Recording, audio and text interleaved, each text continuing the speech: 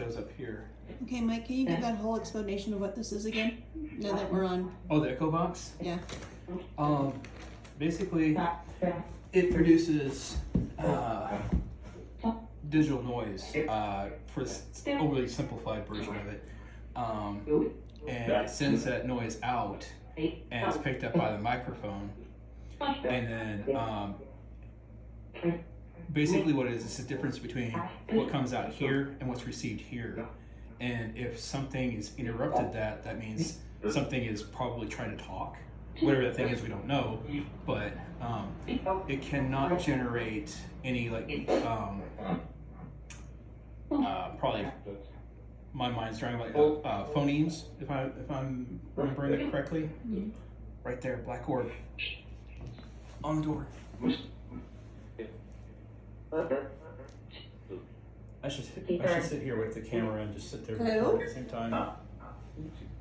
Who's that at the door? Who's at the door?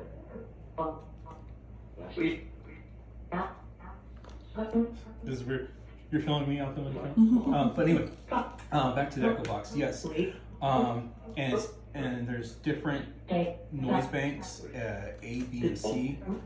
No, A, B, C, and D, and it switches between those banks.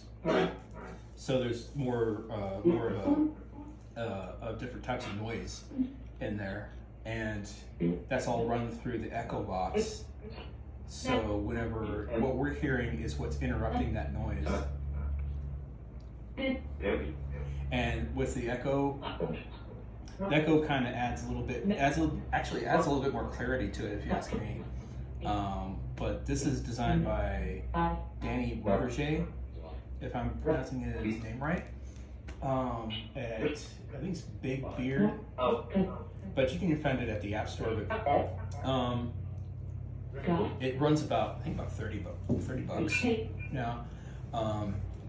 That's the more simplified version on Android. I think I paid 20 bucks for that one. But anyway, that's if you guys want to try it out. Really interesting tool. And the best thing about it is you can have it on your tablet, on your phone. So if you were somewhere and you're like, you experience something, you can fire this up like we are right now. It's really portable. But I also like to have my digital recorder like I have over there, backing everything up, because sometimes you get a response over here like we did at the other place that we did an investigation on, where you heard this give an answer, and then you heard an EVP right over here correlating with what we're being told on the echo box, which is really interesting. But yeah, that's about as much as I got on that. I've used it for a while, so it's just been like one of those tools that I use. I don't really think much about now. But whenever I usually get involved, and when I first get involved, when you start using a lot of these tools and the stuff you see with people on TV, it's really helps to be a little bit, I would say, skeptical about it. Try it out for yourself. That's my best recommendation, because sometimes it's just it's a matter of just looking into it and figure out for yourself if it's worth your money or if it's a fake, because I can sit here and tell you like it's worth it and what have you, but here I go on like a diet. In other news, so let's see what else. What else do we have here tonight? I do have my paranormal puck. It's not active right now, so that'd be interesting to pull that out later. But right now, with the environment that we're in, this is probably the best thing to do, because you can definitely make out the echo box over, say, like someone walking by on the sidewalk and talking, for example. That's easier to filter out, and that was a bit odd.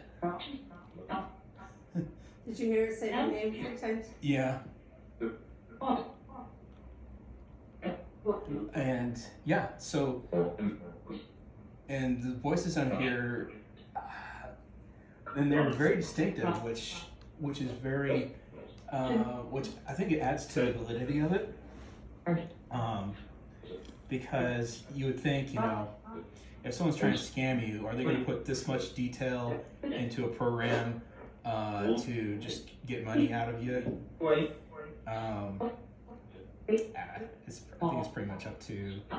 I just leave that to anybody watching, but to me, it's like, well, if someone's going to try to fool me, they're not going to go in so much detail as to put that much into a program and just rip me off of like $30. They much rather put in like pre-programmed responses to stuff. So, and a lot of times that's what I find, that sometimes I could sit here with the Echo Box and get nothing. Mm-hmm. Matter of fact, a lot of people that have never done this before, you have to get used to the fact that about 80% of the time, you may find nothing. It can be a little bit demotivating sometimes, but sometimes if something doesn't want to talk, it doesn't want to talk. Or if it doesn't want to talk to you. Or it just depends. It could be just like, it could be next door or haunting somebody for all, you know. There's that way. Sometimes they don't haunt like one particular place, or if they're attached to somebody, they will just follow that person around. It's really tough to say. It's just when you can't see it and you can't communicate with it on a daily basis, you just don't know where they are, to be honest. And to that point, we don't know what we're talking to. We know that Sarah, we're talking to a ghost that calls herself Sarah, and so far, I mean, sometimes it's like talking to people. Sometimes you just have to trust them at their word, and it's like, okay, so far she hasn't given us any reason to doubt who she is. But the only thing I get skeptical about is like whenever I'm at locations like this or anywhere else, is like things portray themselves as children. Which I could explain why, but that's beyond the scope of this video, because that would be another hour or two of me explaining why I believe that. But always be skeptical. I can't talk today. Skeptical of anything approaching you as like a little child. And I'm not sure if any of you are aware of like the black-eyed children. No, okay. It's a type of, lack of a better term, type of entity. It approaches you like a child, usually like a group of children, and you won't notice anything about them at first. They'll seem like children to you. Most of the time, they'll be like at your house or in your car. Very seldom do they meet you outside when you're in person. But they want to come into your house, usually to like make a call or something, or to get a ride. It's middle of the night. It's been documented on this, but people who have experienced this have noticed, like right in the middle of talking to them, that they have black eyes. But only after they figured out, why are these kids asking me to come into my house? And then they look, and then it's just like, you know, I guess it's like this power that they describe. It's like they're under like a hypnosis or something, from the way they described it to me, for lack of a better term. But never met one in my life. But there's been some credible people I've talked to that have experienced it, and it's not. They're not good. They're not good.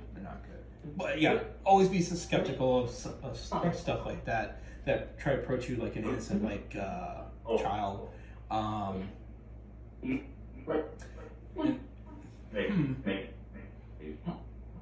I'm thinking about stuff I haven't had to think about in a long time. I've been out for a year on other stuff, so this is having to think about this stuff after a while. It's just kind of like, what else can I dig up in my mind?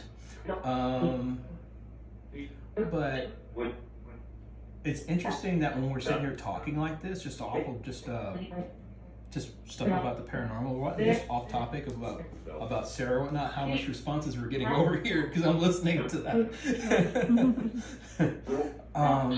And I'll label that because I was like, I want to jump and say, oh, did you hear that? But I'm like, I'll just get that in the recording later because I'm not hearing anything terribly important, but I'm hearing her name on there, and I'm hearing some other responses. But I'm hearing my own name. Yeah. Mm-hmm. Okay. Well, we're gonna call this good for this video. We'll just get another one going to listen to some more of these things. So yeah.